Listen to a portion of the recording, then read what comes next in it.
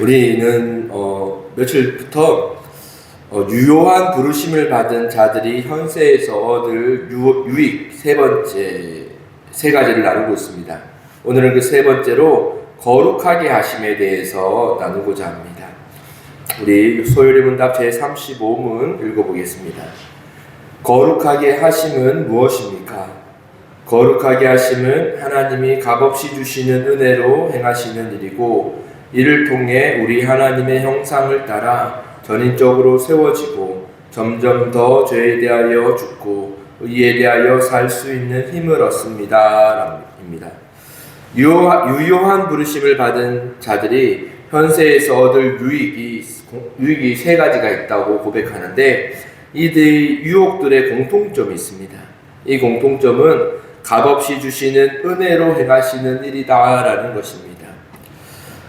우리가 얻을 유익은 첫 번째로는 의롭게 됨, 그리고 양자로 삼아주심, 그리고 오늘 나눌 거룩하게 하심인데, 이 모두는 전적으로 우리의 공로가 아니라 전적인 하나님의 은혜의 행위에서 주어지는 것이죠. 우리가 얻고 싶다고 얻을 수 있는 것이 아닙니다. 전적으로 하나님의 은혜로 주어지는 것이고, 또 중요한 것은 이 현세에서 누릴 유익들은 이미 우리에게 주어졌다라는 거죠. 우리에게 주어진다라고 하지만 이미 우리에게 주어졌습니다. 그 가운데 우리가 오늘 나눌 거룩하게 하심은 이미 이루어졌지만 우리가 끝까지 이루어 가야 할 성화의 과정이기도 하지만, 의롭다 하심과 양자됨으로 인하여 우리에게 주시는 하나님의 아들로서, 자녀로서의 권세는 이미 우리에게 주어졌다라는 것을 우리가 기억하고, 우리가 오늘 살아갈 때에 하나님의 자녀이고 하나님께 그 은혜를 받았다라는 사람으로서 그것을 인식하며 우리가 살아갈 수 있기를 원합니다.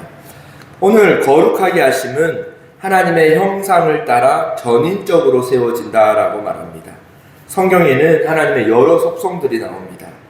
거룩하심 또한 하나님의 속성 중 하나이지만, 여러 속성들 가운데 거룩하게 하심은 조금 다른 성격을 가집니다.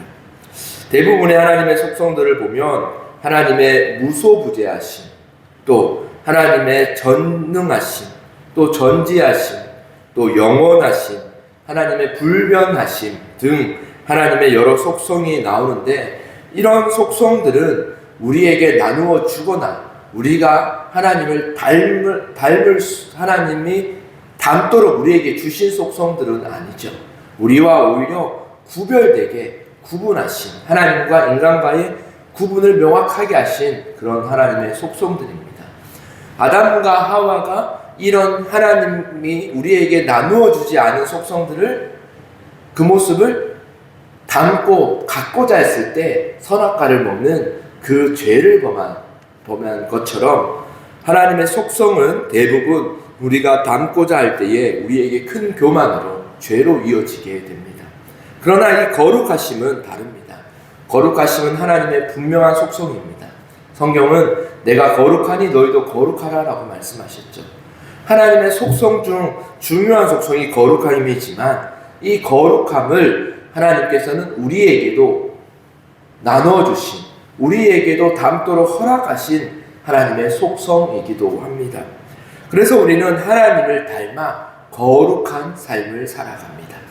그런데 이 거룩함도 우리가 이룰 수 있는 것이 아니라 하나님이 거룩하게 하셨기 때문에 우리가 거룩한 삶이 우리 안에서 시작되었다라는 거죠. 그리고 이 거룩한 삶은 우리가 장차 하늘에서 하나님을 배울 때까지, 뵐 때까지 우리가 이 땅에서 계속해서 이루어 가야 할 하나님의 속성이기도 합니다. 우리는 이 과정을 성화의 과정이다라고 말하죠. 이 거룩함은 우리가 완전히, 하나님이 우리에게 나누어 주셨다고 우리가 완전히 이룰 수 있는 속성은 아닙니다. 이 땅에서는 우리가 완전히 이 땅에서는 이룰 수 없지만, 날마다 하나님을 닮아가려는 그 우리의 삶의 몸부림이 하나님이 우리에게 원하시는 그런 삶이기도 합니다. 장차 우리가 완전히 거룩해지는 날은 우리가 하나님을 배울 때 우리는 영화로워질 때에 비로소 우리는 완전한 거룩함에 거할 수 있다라고 고백서는 고백하죠.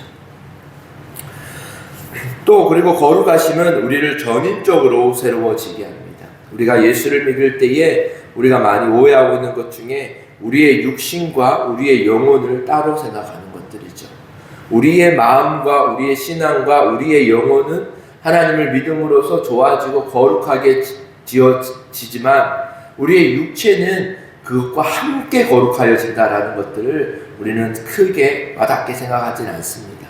그러나 하나님은 전인적으로, 우리 인간은 전인적으로 영혼과 육체는 물론이고 우리가 교회에서의 삶과 세상에서의 삶과 우리가 부모로서의 삶과 자녀로서의 삶과 그 모든 부분, 이제 우리가 우리의 아주 연약한 부분마저도 하나님 앞에서 전인적으로 거룩하여지며 구별되어지며 또한 성장한다라는 것입니다. 그리고 점점 죄에 대하여 죽고 의에 대하여 살 수 있는 힘을 주는 것이 바로 거룩함입니다. 여러분, 우리가 그리스도인으로서 살기를 원하는데 그리스도인으로서 살게 하는 힘, 그 힘이 무엇이냐면 바로 이 거룩에서 나옵니다. 그래서 우리는 거룩이 능력이다라고 말합니다. 하나님의 많은 은사들과 하나님의 많은 그런 능력들이 우리에게 주어지지만 우리가 가장 기뻐하며 가장 본받아야 할 것은 바로 이 거룩함입니다.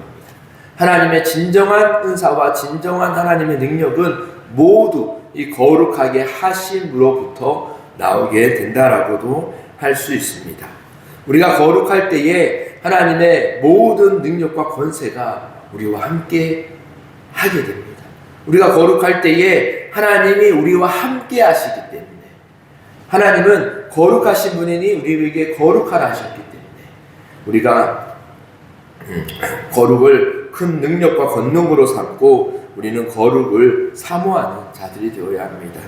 이 거룩함은요, 아무에게나 주어지는 것이 아닙니다. 이 거룩함은 유효하게 부르심을 받은 우리들에게 하나님의 값없이 주시는 하나님의 은사이고 하나님의 선물입니다. 내가 거룩하니 너희도 거룩하라 라는 말씀에 따라 우리는 거룩함을 사모하는 자들이 되어야 됩니다.